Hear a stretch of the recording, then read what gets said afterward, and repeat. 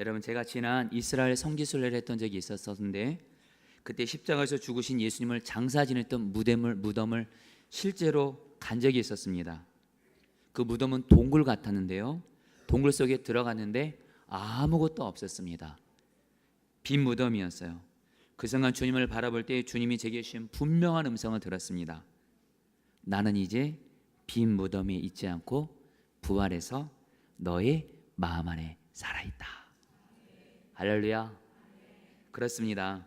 예수님이 빈 무덤에 있지 않고 부활하셔서 예수님을 믿는 우리 안에 함께 계십니다. 그리고 우리 안에 계신 예수님은요, 부활절인 오늘 우리에게 너무도 귀한 선물을 주시기를 원하십니다. 오늘 말씀을 보면 부활하신 예수님이 제자들에게 나타나셔서 제자들에게 가장 필요한 선물들을 주십니다.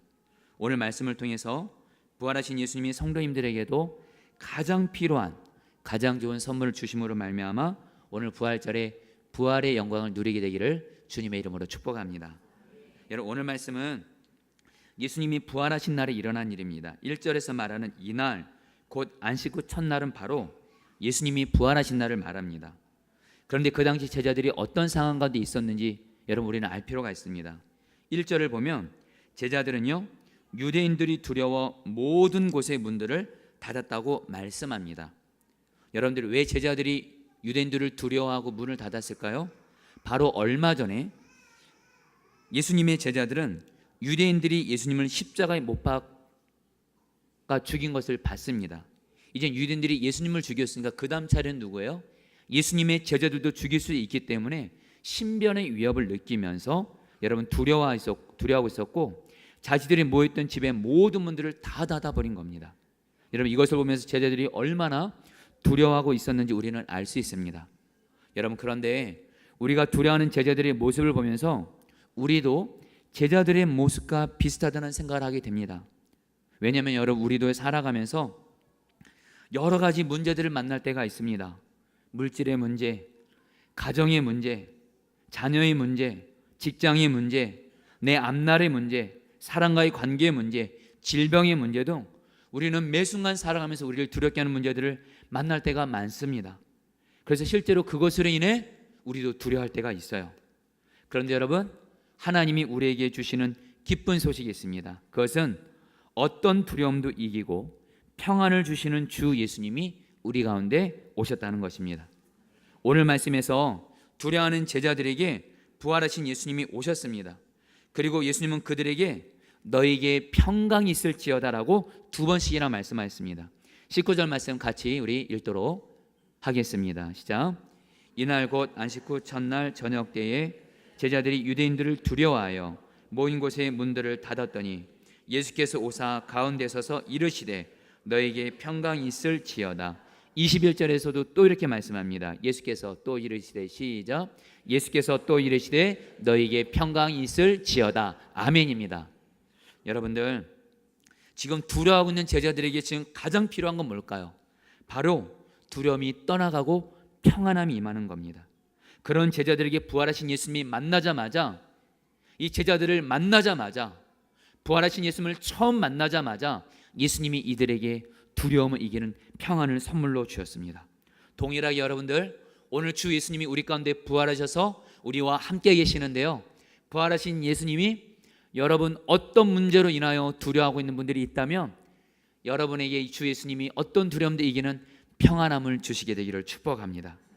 왜냐하면 여러분들, 평안함이 없으면 다른 모든 것들이 있어도 진정 행복하지 않기 때문에 부활하신 예수님이 우리에게 가장 주고 싶어 하시는 선물이 바로 뭐냐면 평안이라는 겁니다. 여러분, 한 TV 프로그램에서 서울 시민의 행복도 조사를 했는데 우리나라에서 특히 서울에서 행복하게 평안하게 살기 위해서 돈이 필요하다고 답한 사람이 40.6%였습니다. 그리고 돈이 필요하다고 답한 응답자 중에 그러면 얼마 정도가 있어야 되는가 하는 질문을 했더니 얼마였을까요? 최소 10억에서 50억 정도가 있어야 된다고 했습니다. 이런 기준에서 저는 행복할 수 없는 사람입니다. 최소 10억은 갖고 있어야 서울에서 평안하게 사람들은 산다고 생각하는 거예요. 그런데 10억 정도는 안정적으로 모을 수 있다면 그러면 정말 평안하게 살 수 있을까요? 여러분, 우리나라에서 최고라 불리는 한 대기업이 있습니다. 입사를 하면 평생 10억 정도는 안정적으로 모을 수 있는 기업입니다. 그런데 이 기업 안에 상담소를 찾는 사원들이 가장 많이 호소하는 것이 뭐냐면 아내랑 아들이 날 피한다는 것입니다. 기사 내용이 이렇게 나와 있습니다. 대학생인 아들과 대화는 거의 없고 아내와도 하루에도 몇 마디 하지 않습니다. 식구들은 저와 말을 하면 답답하다고 말합니다. 저는 집에서 외로울 때가 많습니다. 이런 내용의 상담이 너무도 많다라는 거예요. 평안을 얻으려고 10억을 벌기는 하지만 진정한 행복을 누리지 못한다는 겁니다.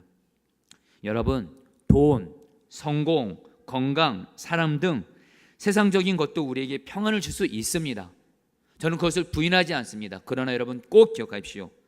그러한 세상적인 것들은 우리에게 근본적인 평안을 주지 않습니다.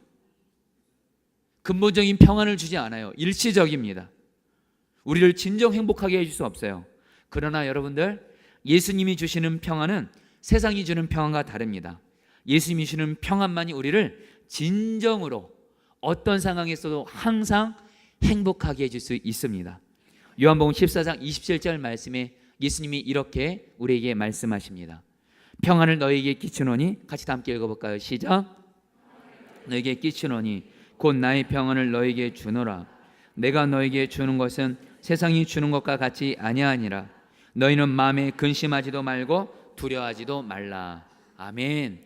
여러분, 평안이라는 말이 헬라어 원어로 에이레나라는 단어입니다. 평안이라는 단어가 에이레나라는 단어인데 여러분, 이 의미를 꼭 기억하셔야 됩니다.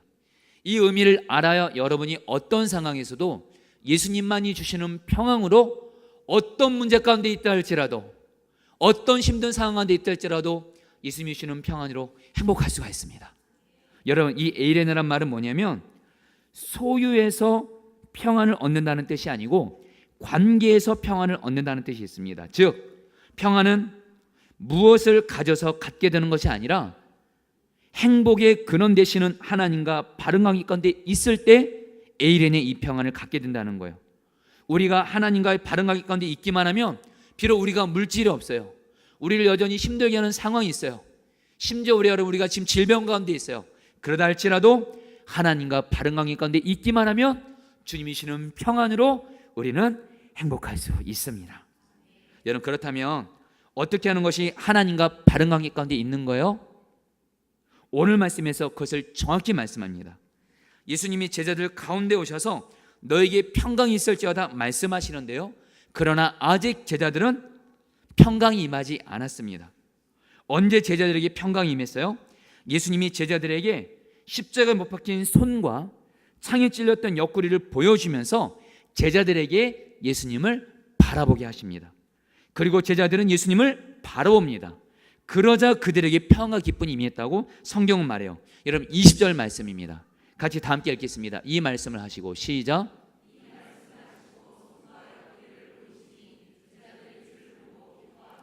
여러분, 제자들이 주를 보고 기뻐하더라. 여러분, 예수님이 제자들 가운데 함께 계셨어요.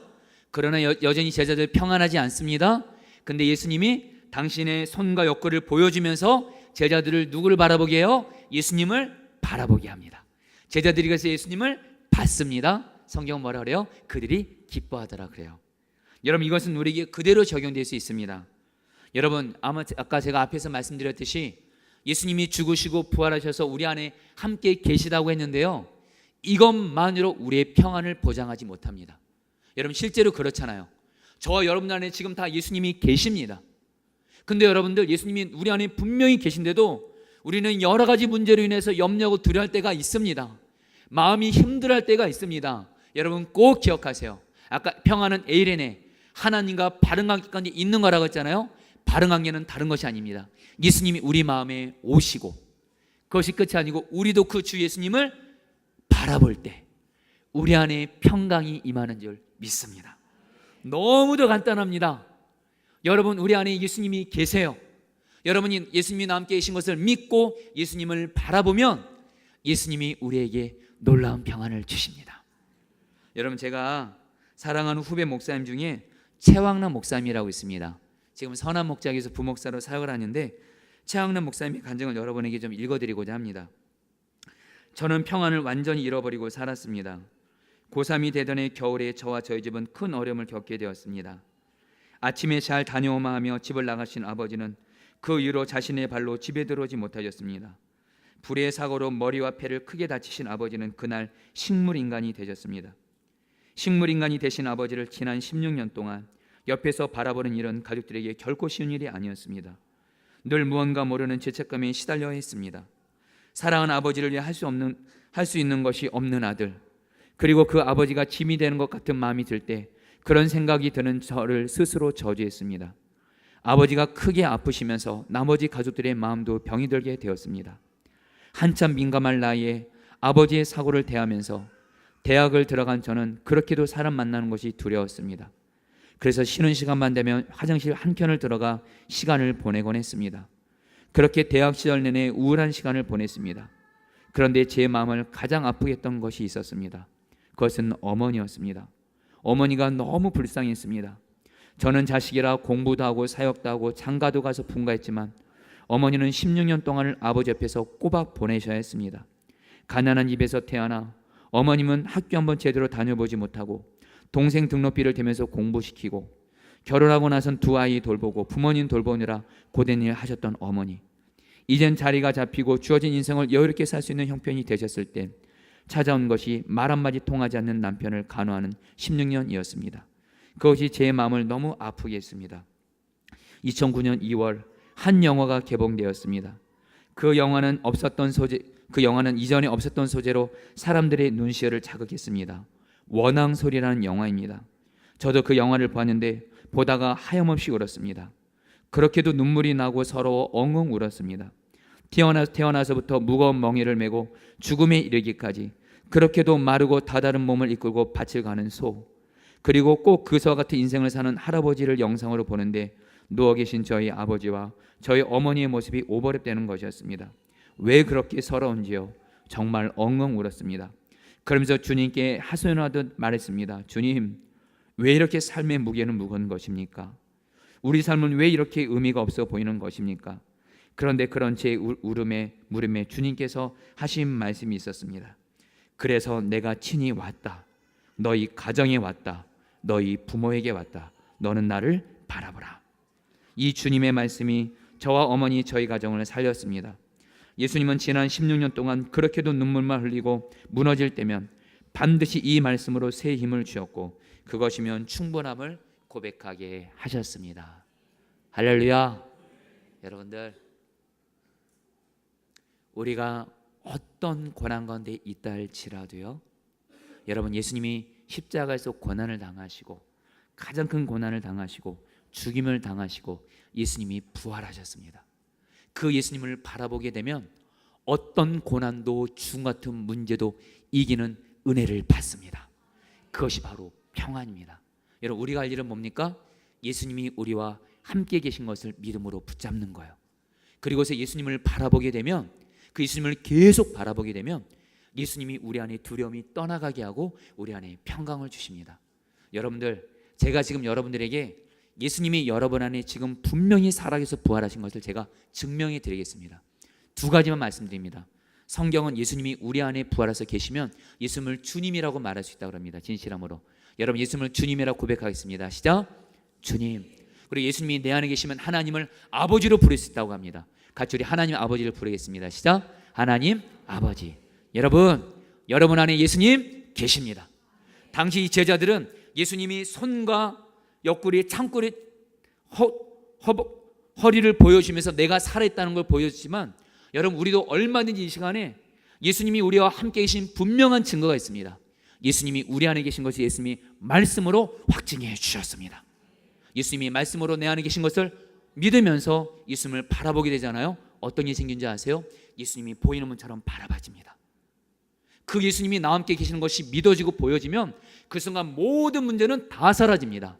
평안이 임합니다. 여러분, 지난 한 주간 저에게는 여러 힘들고 어려운 문제들이 있었습니다. 예수님의 고난주간이 마치 제 고난주간과도 같았습니다. 혹시 여러분들도 그런 분들 있었을 것 같아요. 여러분, 왜냐하면 제가 사랑하는 어떤 한 성도님이 큰 어려움을 당해서 그 성도님이 잘못될까 봐 너무도 사실은 좀 마음이 두려움이 있었습니다. 그리고 가정에서도 여러 힘든 일이 있었고 교회에서도 여러 힘든 일이 있었습니다. 무엇보다 제 마음을 가장 두렵게 했던 것은 고난주간 특별 새벽기도회, 성금요일 예배, 오늘 이 부활주일 예배까지 사실은 준비된 설교가 거의 없었습니다. 여러분, 매일매일마다 말씀을 준비하는 게 저에게는 정말 쉽지가 않았습니다. 그래서 여러분, 설교 사역을 잘 감당하지 못하면 어떡하나 이것 때문에 마음이 두려움이 있었어요. 그런 가운데 오늘 말씀을 준비하면서 주님은 두려워하는 저에게 부활하셔서 제 안에 친히 오셔서 저와 함께 계시는 예수님을 바라보라는 마음을 주시는 거예요. 그래서 제가 예수님을 주님이라고 불러봅니다. 하나님을 아버지로 불러요. 그러면서 주님은 나와 함께 계시는 것을 믿음으로 취합니다. 그리고 나서 예수님을 바라보게 되니까 마치 예수님이 정말 보이는 분처럼 바라봐지는 거예요. 그러면서 예수님이 저에게 분명히 말씀하시는 거예요. 너가 사랑하는 그 성도 잘못되지 않도록 내가 지켜줄 것이다. 가정의 주인인 내가 너희 가정을 지켜줄 것이다. 교회의 주인인 내가 포도나무 교회에게 반드시 은혜를 줄 것이다. 그리고 많은 설교를 할 수 있도록 말씀의 근원인 내가 때마다 너에게 말씀을 줄 것이다. 그러므로 너는 나를 바라보면서 두려워하지 말라. 여러분, 사실은 어제도 이 부활주일 이 말씀을 준비하는 게 너무도 어려워서 한밤까지 끙끙 앓았습니다. 설교 준비할 체력이 안 되는 거예요. 그때 예수님을 바라봅니다. 예수님이 제게 말씀하세요.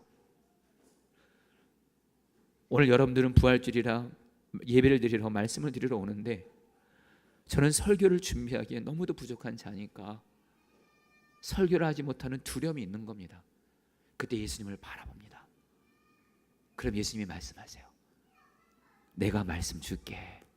걱정하지 마. 너는 나를 바라봐라. 여러분, 그 결과 여러분들 설교 금방 해버렸습니다. 여러분들, 부활하신 예수님을 바라보면 평안이 임하는 줄 믿습니다. 여러분, 부활하신 예수님이 주시는 평안으로 우리는 어떻게 돼요? 행복해집니다. 그때 예수님이 우리에게 반드시 주시는 선물인데 그것은 바로 사명이라는 선물입니다. 21절 말씀 여러분 같이 함께 읽겠습니다. 예수께서 또 이르시되, 같이 읽겠습니다. 시작. 예수께서 또 이르시되 너희에게 평강이 있을지어다. 아버지께서 나를 보내신 것 같이. 예수님이 말씀하십니다. 너희에게 평강이 있을지어다. 이제 제자들이 평안해졌어요. 기쁨이 넘쳤습니다. 이제 예수님이 비로소 말씀합니다. 아버지께서 나를 보내신 것 같이 나도 너희를 세상 가운데 보낸다. 바로 뭡니까? 예수님을 이 세상 가운데 전하라고. 예수님이 주신 평안 너희만 누리지 말고 이 평안을 주시는 주 예수님을 평안을 누리지 못하는 이 세상 사람들에게 전하라고. 특별히 예수님을 모르고 예수님을 믿지 않고 예수님을 만나지 못해서 평안이 없이 불행한 가운데 사는 사람들에게 예수님을 전하라고 예수님은 말씀하시는 거예요. 사랑하는 성도님들, 우리가 예수님으로 말미암아 평안하고 행복해지잖아요. 반드시 예수님은 우리를 어디로 인도하시냐면 이 평안을, 이 행복을 다른 사람에게 전하도록 우리에게 반드시 전도에 순종하도록 우리를 인도해 주십니다. 여러분, 유기서 목사님이 칼럼에 유 목사님이 한번 이렇게 쓴 적이 있습니다. 저는 예수님과 친밀한 교제, 24시간 예수님을 바라보는 것이 자신만의 영적 만족이 되어서는 안 된다는 것을 깨달았습니다. 그럴 가능성이 충분합니다. 24시간 예수님을 바라보며 산다는 교인은 자신이 열심히 전도하고 어려운 이들을 구제하고 사랑하는 삶을 살고 있는지 확인해야 합니다. 전도도 하지 않고 어려운 이웃과 함께하지 않으면서 나는 24시간 예수님과 동행합니다. 주님과 동행하니 너무 기뻐요. 너무 행복해요. 이렇게 하는 것은 끔찍한 일입니다. 여러분, 저도 이 말씀에 전적으로 동의합니다. 여러분, 저도 한때 구리에서 여러분 15년 전에 교회에서 개척할 때 그때 저는 행복하지 않았습니다. 문제가 해결되면 행복하고 문제가 해결되지 않으면 불행했습니다. 근데 여러분, 늘 삶에 문제가 있잖아요. 문제가 많다 보니까 행복하지 않은 거예요. 제가 행복하지 않으니까 가정도 불행하고요, 목회도 불행한 겁니다. 그런 건데 제가 정말 하지 못했던 게 바로 전도입니다. 제가 목회자라고는 하지만 전도를 너무 못했어요. 제가 행복하지 않았거든요. 그러니까 다른 사람들에게 예수님을 담대하게 전하지 못하는 겁니다. 한 번은 그래도 목회자니까 전도로 나가야 될 것 같아서 전도지를 가지고 전도로 나갔는데 3명의 사람들을 만났는데 그 사람들 앞에서 예수님 믿으면 행복합니다 이 말을 못 하겠는 거예요. 저긴 그 사람들 앞에서 아무 말도 못하고 3명 정도의 사람들에게 전도를 시도하다 그냥 포기하고 그냥 집에 와서 쓰러졌던 적이 있었습니다. 그런 가운데 하나님은 저를 10년 전에 선한 목자기로 인도해 주셨고 부활하신 예수님과 동행하는 훈련을 배우게 하시면서 예수님 때문에 행복한 자가 되도록 저를 인도해 주셨습니다. 그래서 여러분, 물론 저도 여전히 여러분들 과정 중에 있긴 하지만 분명한 한 가지, 예수님 때문에 행복할 수 있습니다. 그래서 여러분, 저는 언젠가부터 이렇게 인사하게 됩니다. 주님 안에서 항상 행복하세요. 그리고 나아가 제가 주님 때문에 행복해지니까 주님은 제가 주시는 이 행복을 주님은 저만 누리지 말래요. 세상 사람들에게 담대히 전하래요. 그래서 여러분들, 선한 목자에서 지난 10년 동안 사역하면서 개인적으로도 정말 전도에 하나님 앞에 기쁨으로 순종했고, 제가 섬겼던 교구는 매년마다 항상 전도에 순종하게 했습니다. 그리고 우리 포도나무 교회는 이 부활주일날 처음에는 부활날 전도 계획이 없었습니다. 근데 주님이 기도 중에 그런 마음 주시는 거예요. 나 때문에 행복하다면 이제는 너희들이 행복을 주는 나를 세상 가운데 전하라는 거예요. 그럼 주님이 기뻐하신다는 겁니다. 사랑하는 성도님들, 부활이 주님이 주시는 평안으로 말미암아 행복해지시고, 그 행복으로 말미암아 주님을 전하지 않고는 견딜 수 없는 전도의 사명자가 되기를 축복합니다. 여러분, 마지막으로요, 그러나 아직까지 부족합니다. 아직까지 부족합니다. 그것은 왜냐하면 우리가 예수님을 전하는 것으로만 만족하면 안 되고요, 우리가 예수님을 전하는데 우리의 전도를 받는 이 사람들이, 예수님을 믿지 않는 자들이 예수님을 믿게 되는 그런 놀라운 생명을 살리는 역사가 있어야 된다는 겁니다. 여러분, 22절 말씀 같이 함께 읽겠습니다. 이 말씀을 하시고 같이 읽겠습니다. 시작.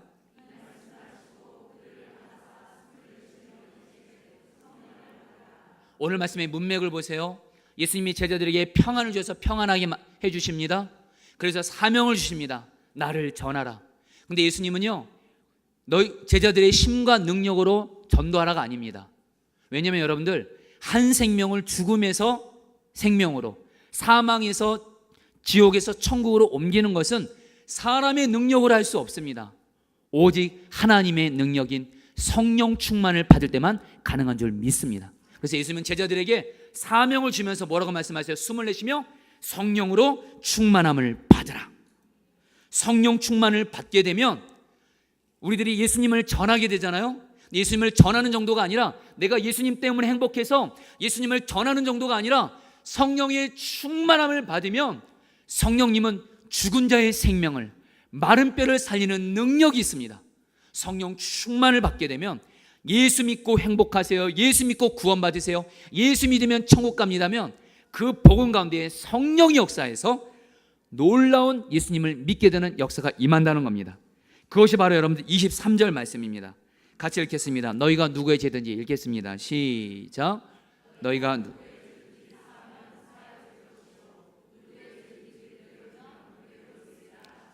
여러분, 이 말은요, 예수님이 제자들에게 죄를 사하는 권세를 주었다는 뜻이 아니고요, 문맥을 보시면 제자들이 성령 충만을 받게 되면 성령님이 제자들을 통해서 예수님을 전하게 합니다. 복음을 전하게 하되면 성령님께서 복음을 통해서 예수님을 믿지 않아서 죄가 사함받지 않은 영혼들을 복음을 성령의 역사로 말미암아 그들이 예수님을 믿게 하시고 또 죄 사함 받게 하시는 놀라운 은혜를 주신다는 겁니다. 여러분들, 부활신앙이 뭔지 아세요? 여러분, 부활신앙은 정확히 아셔야 됩니다. 예수님의 부활에 대해 아는 것과 부활신앙을 가진다는 건 완전히 다릅니다. 예수님의 부활에 대해서 우리는 너무 많이 알고 있습니다. 여기서 그치면 안 돼요. 부활신앙은 뭐냐? 오늘 말씀에 말하는 3가지가 이루어지는 겁니다. 부활하신 예수님으로 말미암아 어떤 문제 가운데 있어도 예수님 때문에 평안한 겁니다. 예수님 때문에 행복해서 이 행복을 전할 수밖에 없는 전도의 삶을 사는 자예요. 근데 그냥 전도하지 않습니다. 성령 충만 받아서 내 주변에 죽은 생명들을 살리는 것이 바로 부활신앙인 줄 믿습니다. 오늘 여러분들이 이 부활신앙을 갖게 되기를 축복합니다. 여러분들, 평양에 최곤능이라는 유명한 목사님이 계십니다. 이분 일제시대 때 사역하셨던 목사님인데, 이분은 무조건 사람들 만나면 너무도 전도할 때 간단합니다. 예수 전담, 불신지옥이에요.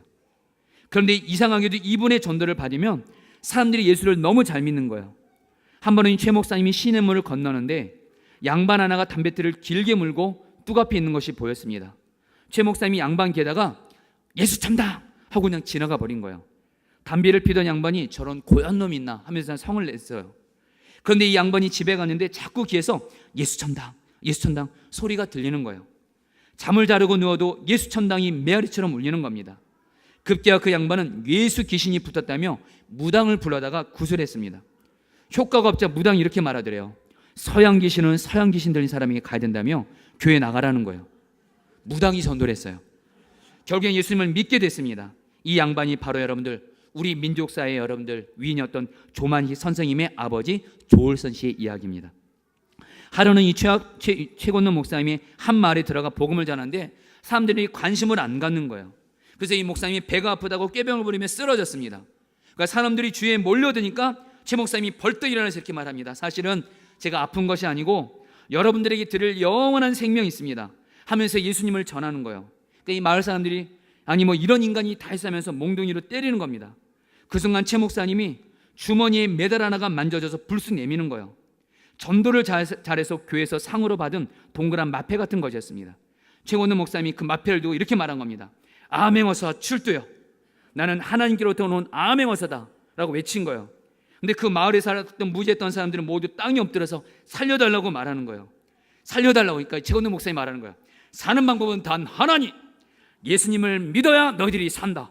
그래서 다 예수 믿었대. 할렐루야. 여러분, 이 최곤노 목사님 머리부터 발끝까지 성령 충만했습니다. 예수천당이 한마디 복음을 전함으로 말미암아 이 목사님으로 말미암아 10만 명이 예수님을 믿었다고 합니다. 이 목사님을 통해서 70개의 교회가 세워졌어요. 사랑하는 성도님들, 오늘 우리가 예수님 때문에 행복할 뿐만 아니라 성령 충만 받아서 예수님을 전함으로 말미암아 수많은 예수 믿지 않는 죽은 생명들을 살리게 되기를 축복합니다. 그래서 이제 말씀을 마무리하면서 어떻게 하면 성령 충만 받을 수 있을까요? 두 가지를 여러분에게 간절한 마음 나눕니다. 성령 충만은 자기가 무능하다고 생각하고 성령 충만을 생명같이 구하는 자입니다. 여러분, 오늘 말씀에 예수님이 성령 충만 받으라고 말한 제자들이 누구죠? 바로 얼마 전에 예수님을 배신하고 부인하고 떠났던 완전한 실패를 경험했던 자들이었습니다. 당장 베드로도 나는 예수님을 떠나지 않겠습니다 그렇게 결단했지만 무너졌습니다. 제자들은 완전한 실패를 경험했어요. 내가 무능하다는 걸 경험했습니다. 여러분들 그거 아세요? 이런 사람이 바로 성령 충만 받을 준비가 되는 사람입니다. 내가 완전한 실패를 경험했기에 완전히 무능하기에 성령 충만을 생명같이 구하게 된다라는 거예요. 사랑하는 성도님들, 나는 무능하기 때문에 성령의 충만함을 생명 다해 구하게 되시기를 축복합니다. 그러면 주님이 성령 충만 주실 거예요. 이제 말씀을 마무리하면서 한 번은 유기성 목사님이 주일 설교 때 이런 설교를 하시는 것이었습니다. 주님께 귀하게 쓰임받는 어떤 분이 고백하신 것을 나눠준 적이 있는데 그분이 이렇게 고백을 하시더래요. 하나님 앞에 늘 이렇게 기도하는데, 하나님, 나는 무능으로 충만합니다. 나는 완전한 실패자입니다. 그렇기 때문에 나는 성령 충만 없이는 살 수가 없고 사명을 감당할 수가 없습니다. 나를 성령으로 충만하게 하여 주시옵소서. 여러분, 이 말씀을 듣고 여러분, 주님이 저에게도 동일한 마음 주시는 거예요. 그래서 여러분, 저도 주님 앞에 동일하게 고백합니다. 그때부터 지금까지 항상 설교를 앞두고 여러분, 저 진실하게 고백합니다. 저 설교할 때 너무도 무능한 것을 너무도 많이 경험합니다. 설교를 준비할 때도 저의 무능함을 경험하고 설교할 때도 무능함을 경험합니다. 그래서 하나님께 설교하기 전에 항상 1시간 기도를 마가다락방에 드리면서 주님께 엎드려서 고백하는 기도가 뭐냐면, 주님, 저는 설교를 하기에 너무도 무능합니다. 무능으로 충만합니다. 그러나 하나님, 오늘 성도들이 예배 때 설교를 들으러 옵니다. 저들의 생명을 살릴 통로가 되도록 나를 성령으로 충만하게 하여 주시옵소서. 여러분, 저는 오늘도 이 기도를 하고 여러분 앞에 섰습니다.